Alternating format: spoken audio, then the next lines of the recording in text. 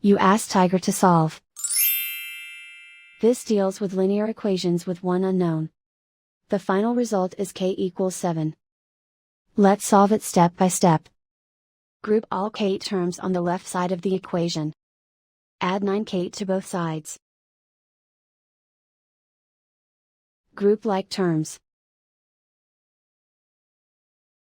Simplify the arithmetic. Group like terms. Simplify the arithmetic. Group all constants on the right side of the equation. Add 117 to both sides.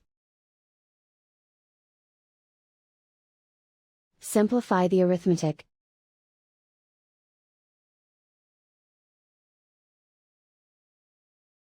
Isolate the k. Divide both sides by 12. Simplify the fraction. Find the greatest common factor of the numerator and denominator.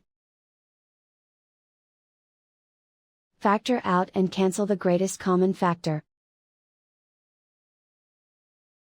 And so the final result is k equals 7.